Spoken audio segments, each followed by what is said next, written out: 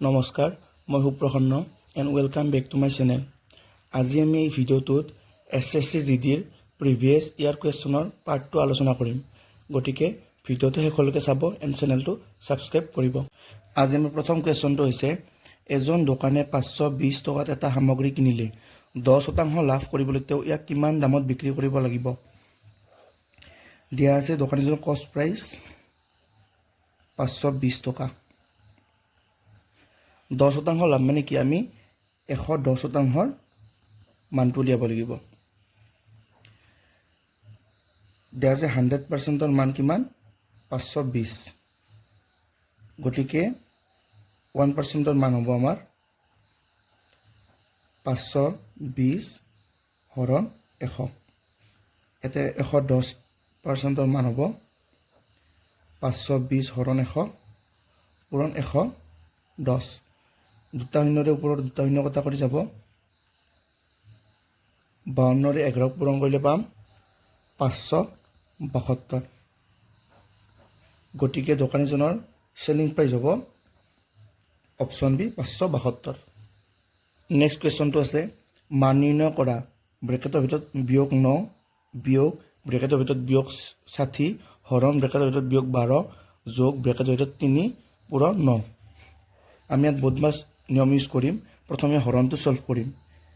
-9 বিয়োগ 60 হৰণ -12 যোগ -3 পূৰণ 9। এই বিয়োগে কটা কৰি যাব। 12 দি 60 যাব 5 বাৰ। থাকিল কি আমাৰ -9 বিয়োগ 5 যোগ বিয়োগত 3 পূৰণ 9 কিমান হ'ব বিয়োগত 9 3 গুণ 27। -9 বিয়োগ 5 লগ হ'লে হ'ব -14 যোগে বিয়োগে বিয়োগ 27। এই দুটা লগ হ'লে হ'ব বিয়োগ 41, যিটো অপশ্যন চিটো শুদ্ধ। নেক্সট কুৱেশ্যনটো চাব সাৰঙে 4% বাৰ্ষিক সূতৰ হাৰত HDFCত কিছু ধন বিনিয়োগ কৰিলে যদি 2 বছৰৰ পাছত তেওঁ 153 টকা চক্ৰবৃদ্ধি সুদ পায় তেন্তে ইয়াৰ সমতুল্য সৰল সুদ কিমান। দিয়া আছে সাৰঙে 4% সুতৰ HDFCত কিছু ধন বিনিয়োগ কৰে। গতিকে 2 বছৰত সৰল সুতৰ হাৰ হ'ব 4% যোগ 4% ইকুৱেল 8%। কিন্তু চক্ৰবৃদ্ধি এইটো হৈছে চিম্পুল ইণ্টাৰেষ্টৰ। চক্ৰবৃদ্ধি ইণ্টাৰেষ্ট হ'ব কিমান সমতুল্য দুটা বছৰত x + y + xy / 100। ইয়াত x ৰ মান 4 y ৰ মান 4 যোগ 4 পূৰণ 4 / 100। 4 যোগ 4 8 যোগ 4 4 গুণ 16 তলত আছে 100। এইটো হ'ব 8.16%। কিন্তু কুৱেশ্যনটোত কৈছে কি 2 বছৰৰ পাছত তেওঁ 153 টকা চক্ৰবৃদ্ধি সুদ পায়। মানে কি চক্ৰবৃদ্ধি সুদ আমাৰ কিমান পাইছে 8.16। মানে কি 8.16ৰ মান 8.16%ৰ মান হ'ব কি 153 টকা। এতিয়া 8%ৰ মান কিমান হ'ব 153 হৰণ 8.16 পূৰণ 8। এইখিনি সৰল কৰিলে আমি পাম 150। গতিকে ইয়াৰ শুদ্ধ উত্তৰ হ'ব অপশ্যন চি 150। নেক্সট কুৱেশ্যনটো আমাক কৈছে কি এইখিনি মান নিৰ্ণয় কৰিব দিছে। আমি বদমাছ নিয়ম ইউজ কৰিম। ইয়াতো প্ৰথমতে আমি সলভ কৰিম হৰণখিনি।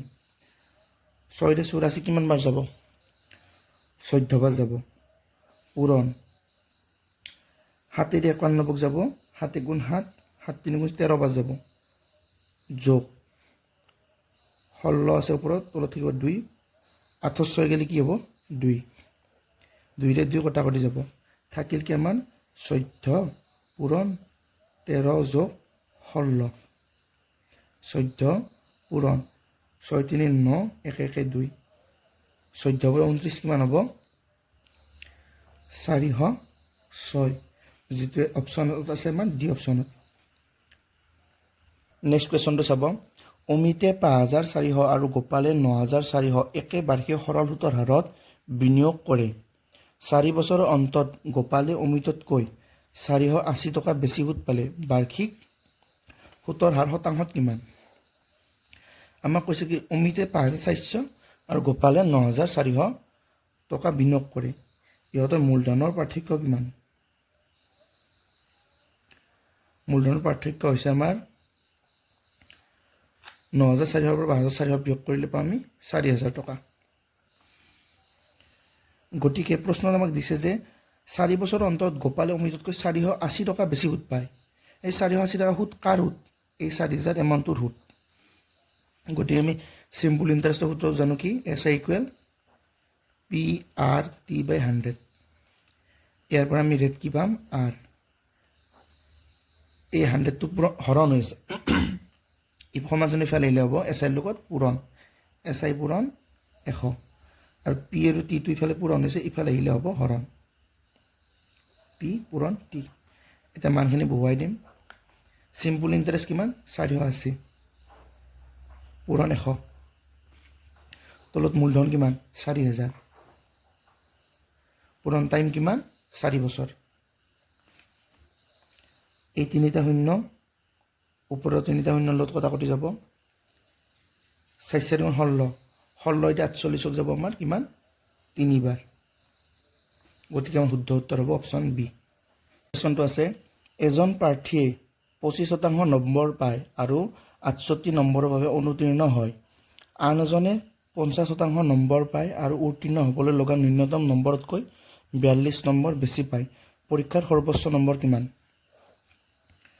আমাক কৈছে যে প্ৰথম প্ৰাৰ্থীজনে 25% নম্বৰ পায় মানে কি 25% নম্বৰ পায় আৰু 68 নম্বৰৰ বাবে অনুতীৰ্ণ হয় মানে কি পাছিং মাৰ্ক কি হ'ব 25% লগত 68 যোগ কৰিলে আমাৰ পাছিং মাৰ্ক পাই যাম নেক্সট কৈছে কি আমাক আন এজনে 50% নম্বৰ পায় আৰু উত্তীৰ্ণ হ'বলৈ লগা ন্যূনতম নম্বৰতকৈ 42 নম্বৰ বেছি পায় মানে কি 50%ৰ পৰা 42 নম্বৰ বিয়োগ কৰি দিলে আমি পাম কি পাছিং মাৰ্ক দুটা পাছিং মাৰ্ক আমি সমান কৰি দিম 50% বিয়োগ 42 নম্বৰ এই 42টো সমাজনী ইফালে আনিম হ'ব কি 68 প্লাছ 42 ইফালে আছে 50% আৰু 25%টো সমাজনী ইফালে আনিম মাইনাছ 25%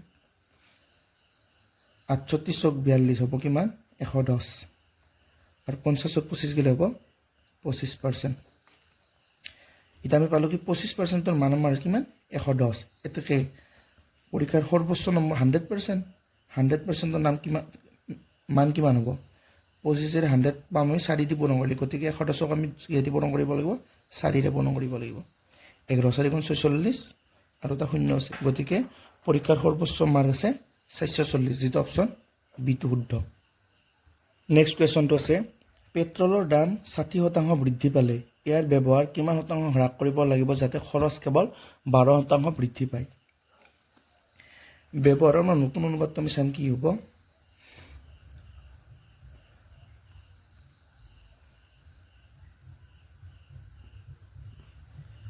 আমি ধৰি ল'ম প্ৰথমতে ইয়াৰ খৰচ আছিল 100 টকা পেট্ৰলৰ দাম বৃদ্ধি পালে কিমান 60 টকা কিন্তু মানুহজনে হ্ৰাস কৰিব কেৱল 12% লৈহে গতিকে 100ৰ পৰা আমি 100ৰ লগত আমি 12 যোগ কৰি দিম 100 কৰিলে পাম আমি 100 যোগ 12 112 100 যোগ 60 160 16ৰে 112 যাব 7 বাৰ 16ৰে 160 যাব 10 বাৰ মানে প্ৰথম খৰচ আমাৰ 10 আছিল এতিয়া আমি খৰচ কৰিব লাগিব 7 গতিকে কিমান ইয়াৰ ডিফাৰেন্স কিমান 3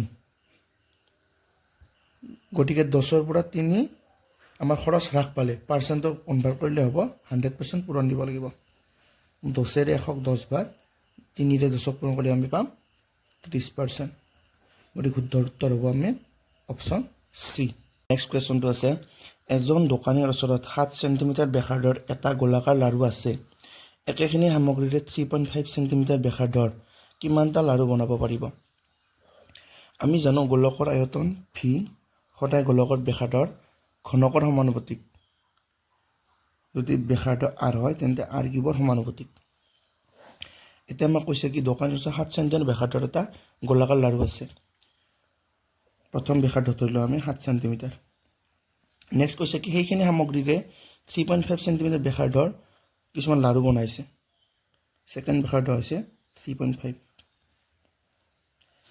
গতিকে এই ব্যাসাৰ্ধৰ অনুপাত কিমান হ'ব R capital R by small r 7 centimeter by 3.5 centimeter 3.5 দুইবাৰ যাব গতিকে লাৰুৰ সংখ্যা হ'ব আমাৰ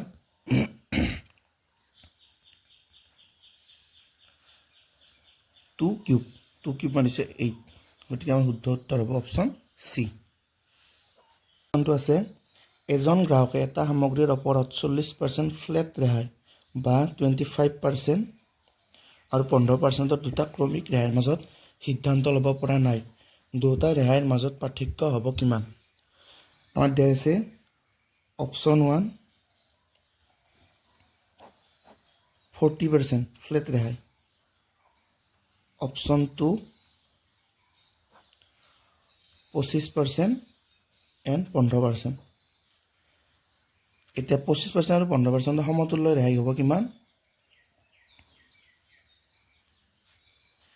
25 যোগ 15 যোগ 25 পূৰণ 15 by 100 25 যোগ 15 40 যোগ 25 এশক 4 বাৰ 4 15 কটাকটি কৰিলে যাব আমাৰ 3.75 বাৰ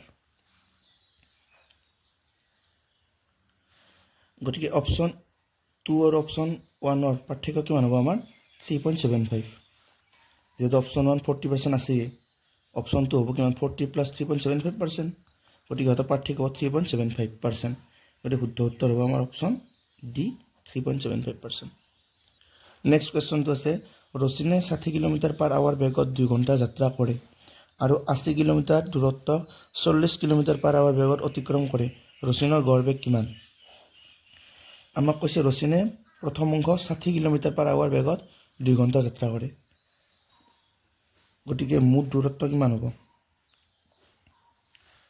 60 কিলোমিটাৰ পাৰ আৱাৰ 2 ঘণ্টা 60 পূৰণ 2 120 কিলোমিটাৰ গতিকে ৰচিনৰ মুঠ দূৰত্ব হ'ব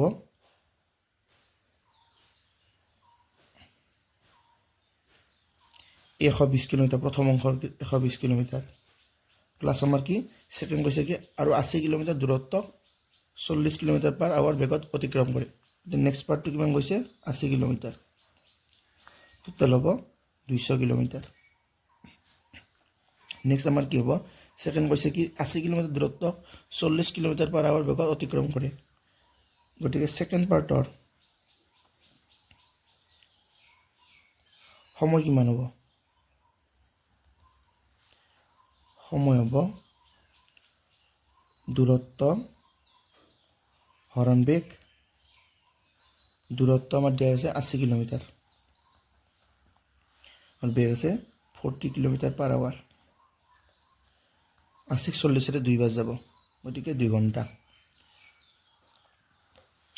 এটা টোটেল টাইম হ'ব প্ৰথম ভাগত 2 ঘণ্টা সেকেন্ড ভাগত 2 ঘণ্টা টোটাল 4 ঘণ্টা এটাকে গড় বেগ মুঠ দূৰত্ব হৰণ মুঠ সময় মুঠ দূৰত্ব হ'ব 200 কিলোমিটাৰ আৰু মুঠ সময় হ'ব 4 ঘণ্টা 204 যাব 50 বাৰ গতিকে আমাৰ শুদ্ধ উত্তৰ হ'ব option D 50 kilometre per hour এইটো আমাৰ ফাৰ্ষ্ট পাৰ্টৰ দূৰত্ব হ'ব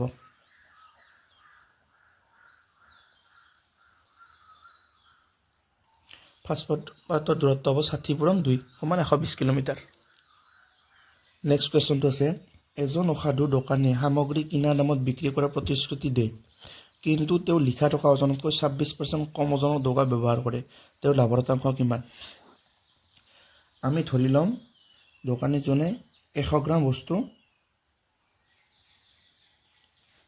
বেচে কিন্তু তেওঁ 26% কম ওজনৰ দগা ব্যৱহাৰ কৰে যদি 100 গ্ৰাম বস্তু অৰিজিনেল ওজন হৈছে 100 গ্ৰাম তেওঁ দিয়ে আচলতে 74 গ্ৰাম গতিকে ইহঁতৰ মাজত ডিফাৰেন্স কিমান 26 গ্ৰাম গতিকে দোকানীজনৰ লাভৰ শতাংশ কিমান হ'ব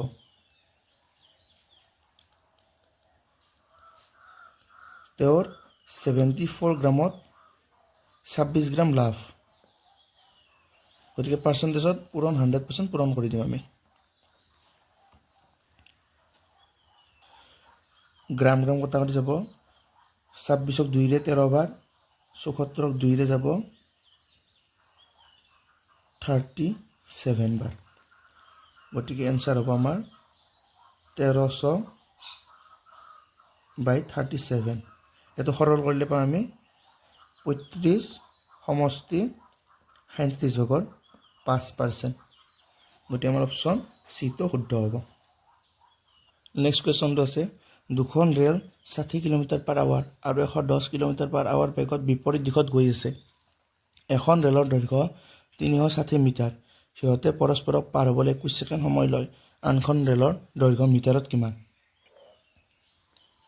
ৰেল দুখনৰ আপেক্ষিক বেগ কিমান হ'ব?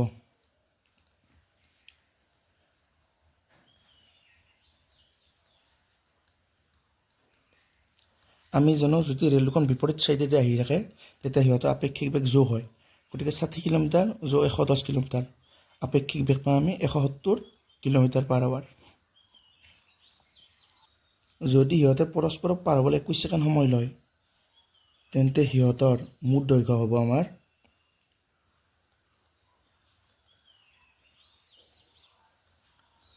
170 কিলোমিটাৰ/আৱাৰৰ পৰা মিটাৰ/ছেকেণ্ডলৈ কনভাৰ্ট কৰিলে আমি 5/18ৰে পূৰণ কৰি দিম। আৰু সিহঁতৰ সময় লৈ 21 ছেকেণ্ড। ইয়াৰ পৰা এইটো হ'ব একক মিটাৰ। 2ৰে 18ক যাব 9 বাৰ, 170ক যাব 85 বাৰ। এইখিনি সৰল কৰিলে পাম আমি 2975/3 মিটাৰ। 2975ক আমি 3ৰে হৰণ কৰিলে পাম আমি 991.66 মিটাৰ। কিন্তু আমাৰ আনখন ৰেলৰ দৈৰ্ঘ্যটো আমাক দিয়াই আছে 360 মিটাৰ। ইয়াৰ পৰা আমি 360 মিটাৰ যদি বিয়োগ কৰি দিওঁ আমি পাম 6 1 গ'লে 1, 9 গ'লে 3, 9 গ'লে 6।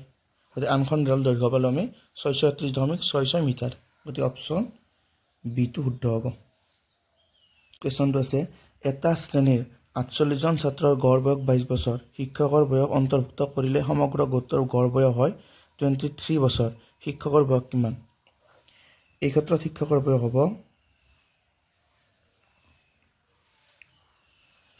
হ'ব নতুন গড়। সূত্ৰটো মনত ৰাখিব, নতুন গড় যোগ আগৰ ছাত্ৰৰ সংখ্যা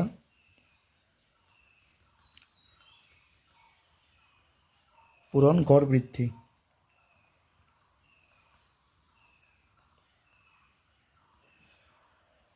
শিক্ষকৰ বয়স কিমান হ'ব? নতুন গড় কিমান আছে আমাৰ? 23 বছৰ যোগ আগৰ ছাত্ৰৰ সংখ্যা কিমান আছে? 48 জন পূৰণ গড় বৃদ্ধি কিমান? প্ৰথম আছিল 22 বছৰ, নেক্সট ইয়াৰ গড় বয়স হ'ব 23 বছৰ। গতিকে আমাৰ বৃদ্ধি কিমান হ'ব? 1 বছৰৰ। এনে সৰল কৰিলে পাম আমি 23 যোগ 48 গুণ 48 বছৰ। দুটা যোগ কৰিলে পাম আমি 8 3 11, 4 2 7, 4 2 6, 6 1 7। গতিকে শিক্ষকজনৰ বয়স হ'ব 71 বছৰ। গতিকে অপশ্যন বিটো শুদ্ধ। নেক্সট কুৱেশ্যনটো আছে, মান নিৰ্ণয় কৰা 16 যোগ 10 হৰণ 5 বিয়োগ 2 পূৰণ 3। ইয়াত আমি বদমাছ নিয়ম ইউজ কৰিম। প্ৰথমতে হৰণটো ছল্ভ কৰিম। 16 যোগ 10ক 5ৰে হৰণ কৰিলে পাম আমি 2 মাইনাছ 2 3 গুণ 6। 16 যোগ 2 18 বিয়োগ 6, 18 6 গ'লে পাম আমি 12। গতিকে অপশ্যন চিটো শুদ্ধ হ'ব। নেক্সট কুৱেশ্যনটো আছে, দুখন ৰেল প্ৰত্যেকৰে দৈৰ্ঘ্য 180 মিটাৰ। সমান্তৰাল ট্ৰেকত 50 কিলোমিটাৰ/আৱাৰ আৰু 70 কিলোমিটাৰ/আৱাৰ বেগত পৰস্পৰৰ দিশত আহি আছে। সিহঁতে কিমান ছেকেণ্ডত পৰস্পৰক সম্পূৰ্ণৰূপে পাৰ কৰিব? দিয়া আছে ৰেল দুখনৰ প্ৰত্যেকৰে দৈৰ্ঘ্য 180 মিটাৰ। গতিকে দুখন ৰেলৰ মুঠ দৈৰ্ঘ্য হ'ব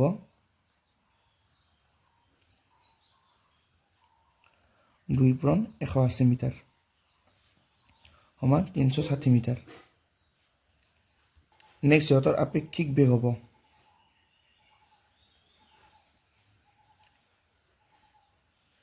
যিহেতু দুখন পৰস্পৰৰ বিপৰীত দিশত আহিছে গতিকে সিহঁতৰ বেগৰ যোগফল হ'ব আপেক্ষিক বেগ 50 কিলোমিটাৰ যোগ 70 কিলোমিটাৰ পাৰ আৱাৰ 50 যোগ 70 120 kilometre per hour 120 kilometre per আৱাৰক মিটাৰ পাৰ ছেকেণ্ডলৈ কনভাৰ্ট কৰিলে আমি 120ৰ লগত 5/18 পূৰণ কৰি দিব লাগিব তেতিয়া মিটাৰ পাৰ ছেকেণ্ড পাম 6 দি 18 যাব 3 বাৰ 6 দি 120 যাব 20 বাৰ গতিকে আমি পাম 20 পূৰণ 5 20 5 গুণ 100 তলত 3 মিটাৰ পাৰ ছেকেণ্ড গতিকে সিহঁতে পৰস্পৰক সম্পূৰ্ণৰূপে পাৰ কৰিবলৈ সময় লাগিব সময় ইকুৱেল বেগ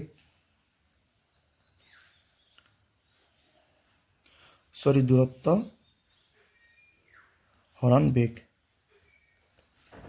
দূৰত্ব আছে 360 মিটাৰ বেগ আছে আমাৰ 100/3 এইটো হ'ব ছেকেণ্ড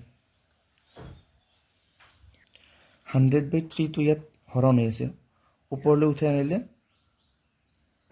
পূৰণ কৰিব লাগিলে উল্টা কৰি দিব লাগিব 360 পূৰণ ওপৰত 3 তলত 100 ছেকেণ্ড 360 3 দি পূৰণ কৰিলে পাওঁ আমি 1080 তলত 100 ছেকেণ্ড 1080 100 হৰণ কৰিলে পাওঁ আমি 10.8 ছেকেণ্ড গতিকে শুদ্ধ উত্তৰ হ'ব আমাৰ অপশ্যন বি 10.8 নেক্সট কুৱেশ্যনটো আছে নিতিনৰ হাতত 1617 টকা আছে তেওঁ এই ধন তেওঁৰ দুই পুত্ৰ প্ৰবীণ আৰু ঋষিৰ মাজত ভগাই দিলে আৰু বাৰ্ষিক 10% চক্ৰবৃদ্ধি সূত্ৰত বিনিয়োগ কৰিলে 17 বছৰৰ পাছত প্ৰবীণ আৰু 18 বছৰৰ পাছত ঋষি একে পৰিমাণৰ ধন পালে নিতিনে প্ৰবীণক কিমান টকা দিছিল ইয়াত আমাৰ সময়ৰ পাৰ্থক্য কিমান প্ৰবীণক দিছে 17 বছৰৰ কাৰণে আৰু ঋষিক দিছে 18 বছৰৰ কাৰণে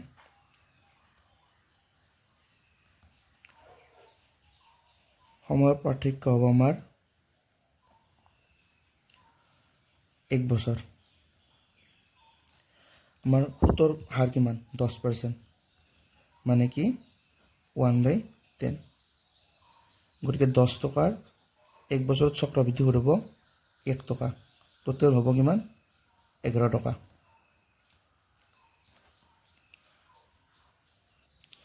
যিহেতু প্ৰবীণে ঋষিতকৈ 1 বছৰ কম সময় ইনভেষ্ট কৰিছে গতিকে আমি প্ৰবীণক টকাৰ ভাগটো বেছিকৈ দিব লাগিব গতিকে প্ৰবীণ আৰু ঋষিৰ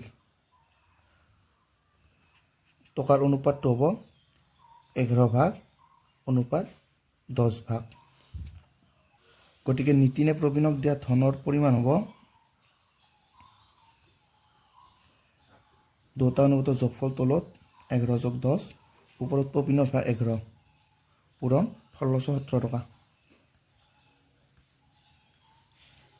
এইখিনি সৰল কৰিলে আমি পাম 847 টকা গতিকে অপশ্যন আমাৰ ডিটো শুদ্ধ হ'ব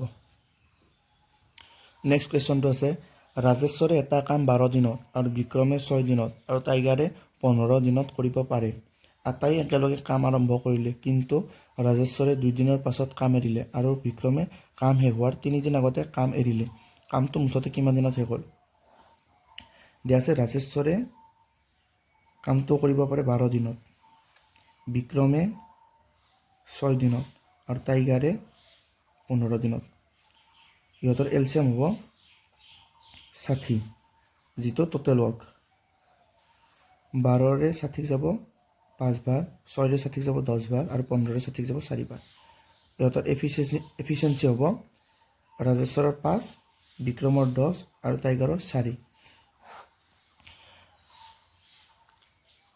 আমাক দিয়া আছে ৰাজেশ্বৰে 2 দিনৰ পাছত কাম এৰিলে গতিকে ৰাজেশ্বৰে কিমান কাম কৰিব ৰাজেশ্বৰৰ এফিচিয়েঞ্চি 5 2 দিনৰ কাৰণে 10 ভাগ কাম কৰিব যোগ নেক্সট কৈছে কি আমাক বিক্ৰমে কাম শেষ হোৱাৰ 3 দিন আগতে কাম এৰিলে আমি ধৰি ল'ম কামটো মুঠতে x দিনত শেষ হ'ব যদি বিক্ৰমে কাম শেষ হোৱাৰ 3 দিন আগতে কামটো এৰে গতিকে সি কাম কৰিব x - 3 দিন বিক্ৰমৰ এফিচিয়েঞ্চি কিমান 10 যোগ নেক্সট আমাৰ কৈছে কি টাইগাৰে আৰম্ভণিৰ পৰা শেষলৈকে কামটো কৰিবই গতিকে টাইগাৰৰ এফিচিয়েঞ্চি 4 সি কিমান দিন কাম কৰিব 1 দিন কাম কৰিব গতিকে ইয়াৰ কামৰ ভাগ হ'ব 4x ইকুৱেল টোটেলৰ আমাৰ কিমান আছে 60 ইকুৱেল 60 এইখিনি আমি সৰল কৰি ল'ম 10 যোগ 10 ত 100 পূৰণ কৰিলে পাম 10x বিয়োগ 10 3 গুণ 30 যোগ 4x ইকুৱেল 60 প্লাছ 10 মাইনাছ 30 কিমান থাকিব মাইনাছ 20 যোগ 10x plus 4x 14x equal 60 20টো বিয়োগ কৰিছে সমান্তৰাল ফেৰাই ল'ব যোগত 14x ইকুৱেল 60 যোগ 20 80 এতিয়া x ইকুৱেল কিমান হ'ব 80 বাই 14 2ৰে 14 7 বাৰ 2ৰে 6 40 বাৰ 7 দি 40 হৰণ কৰিলে পাম আমি 7 5 গুণ 35 5 বাকী ৰ'ব তলত থাকিব 7 গতিকে আমাৰ শুদ্ধ উত্তৰ হ'ব অপশ্যন চি 5 সমষ্টি 7 ভাগৰ 5 নেক্সট কুৱেশ্যনটো আছে এটা দুৰ্গত 150 জন লোকৰ বাবে 85 দিনৰ খাদ্য আছিল 15 দিনৰ পাছত 25 জন লোক গুচি গ'ল বাকী থকা খাদ্য কিমান দিন চলিব দিয়া আছে 150 জন লোকৰ বাবে 85 দিনৰ খাদ্য আছিল 15 দিনৰ পাছত আমাৰ কিমান দিন বাকী ৰ'ব